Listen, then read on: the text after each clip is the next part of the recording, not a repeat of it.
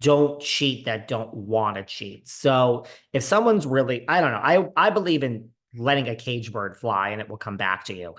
I think if you're dating someone and you try to keep them under lock and key, that's not what type of fucking miserable relationship is that? When someone's in love with you, they don't want to cheat. And often I do think that when someone cheats, it is or does something like this to a friend, it's they have things they have to work on themselves, not making excuses. But I don't know. It's a long about way to say that it's nice enough that she texted Katie to apologize. I mean, I wouldn't have. Where else do we want to go in our limited time here today? What is keeping me up at night? Brittany has been doing a lot of interviews, our Brittany and Jax. Still not sure I feel and believe all of this. Brittany has revealed that Jax is the one that spearheaded getting the Valley onto the air. Shocker. I think we all knew that. She's saying that the idea of a first, I mean, you just sometimes have to feel so I don't know if bad is the right word, but you have to feel for Brittany. Like I think under it all, she is just a nice girl from Kentucky. I know a lot of you don't think so. I've had Brittany on this podcast. Lots of you are not so thrilled. But she says the idea of a date is so strange. She hasn't had a date in 9 to 10 years. She's been with the same guy. I mean, Jesus fucking Christ, has it been 10 years since you've been with Jax? I mean, what have we been doing for the past 10 years, people? Have we just been sitting here talking about Bravo? Dear God, God help us all. But she says, if she were going to go on a first date, she would like to do something simple like dinner and get dressed up real nice. I don't know. Her statements made me have a moment of, I have such a cold person from New York. Don't hug me. But my heart warmed for Brittany in this moment of like, I really hope it's all fake and this separation isn't really true. Shockingly, she says, I mean, shocker, I'm being sarcastic. She says, it's all going to play out because we pick cameras back up. Really? Shocker.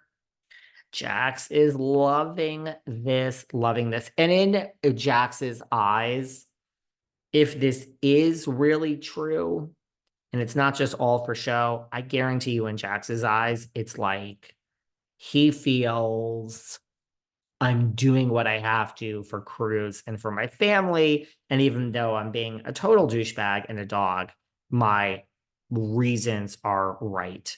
I get that warped sense of reasoning, Jax, but I don't know. Summer House, is it okay to just say, I'm over this show? Is that bad?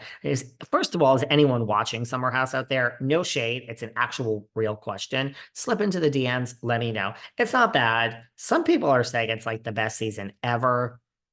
You know what the problem is that I have with this season? I mean, I'm just over Carl and Lindsay. It didn't work out. I'm over Tom and Ariana. That didn't work out. Again, when Erica and Tom were announced, I was invested. I wasn't even invested in Kyle and Mauricio. I don't even care about that.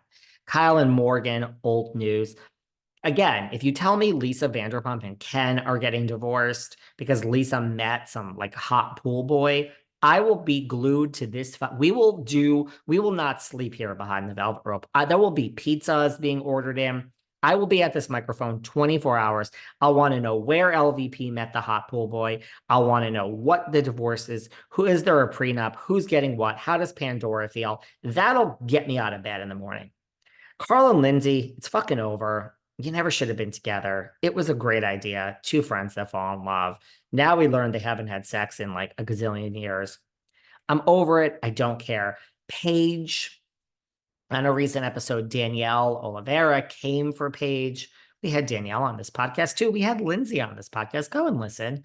Go get your fixes. We had Kyle and Amanda, but she came for Paige right to her face saying, you're leading Craig on. Um, that basically she gives Craig nothing. Paige has basically slammed Danielle back. Amanda said Danielle was so harsh. And you all have kind of come for Danielle saying that, she wasn't trying to add constructive criticism. She was just being a bitch. And there's a funny scene where Paige is like, where's Lindsay? Come and get your friend. We don't want her. Take her back. Kind of funny. Not the worst season of Summer House, but just kind of, I mean, I know everyone loves the new people. I don't know. It is what it is, right? I guess it's good. Vanderpump Valley, I had to watch. Because I might be not have to. No, I don't have to do anything, but I watched because I might be interviewing people from the show, possibly. And so I caught some episodes of that. Not Vanderpump Valley, but Vanderpump Villa on Hulu. Not bad. Not bad. Different feel than Bravo. Not bad. And PK's Selling Super Houses has been canceled. I guess he will be spending more time in Encino than in London. Will this help the marriage? Well, Dorit needs a storyline for next season, assuming she's back. Still not confirmed. If Dorit is definitely coming back, I can tell you Kyle is definitely coming back. This is all bullshit that producers, I'm sure producers have warned her, you better show what's going on with Morgan, or, you're in trouble, tisk, tisk, tisk, but Kyle Richards is not being fired. So Dorit, I don't know. I still think Dorit is coming back. I think everybody is coming back, other than we know Anne Marie is gone and Crystal is gone. And yes, Kathy is coming. And Dorit's friend is likely in the mix. That's the rumor, but I think we're going to bring on two newbies. It ain't going to be Tori Spelling or any actress that we know. I think it's back to basics of just like actual unknown people. And I think the show is going to move and we're going to have new storylines. And I do think Dorit is going to come back, and maybe we'll see problems with her and PK. This Dorit, I was predicting she was leaving seasons ago. So I'm starting to think the opposite. Does the job. She's interesting to watch. And, I think Dorit is, listen, every year you survive and you get a hefty $700,000 or whatever it is, because I don't know. People quote me, well, David said this one makes this. I can quote anything I want all day. I mean, I don't know for sure, but giving you my guesses, and they're pretty good. But every year you get by. I mean, we'll just take it one year at a time. I said that Sarge, my friend Marge, the Sarge from New Jersey was going. She came back, shovel that 800,000 in the bank account, girl. I got one more year. You just take it one year at a time. So I think Dorit will be back. I'm excited for Beverly Hills to start filming, but where is it? Where is it? I have a theory on why it hasn't started filming yet. We'll have to deal with that on Friday with Sarah. It's just a quick hit, guys. Hey, did you listen to the show this morning? Kate Flannery from The Office, her second time on the podcast. Go and listen to our first chat with Kate. Kate was back. We talked about The Office reboot, Dancing with the Stars, Masked Singer. Guys, we're never going to be 100% Bravo. That's just doesn't make sense. Lots of you really appreciate the non-Bravo ones, which I enjoy too. I love you. I'm going on.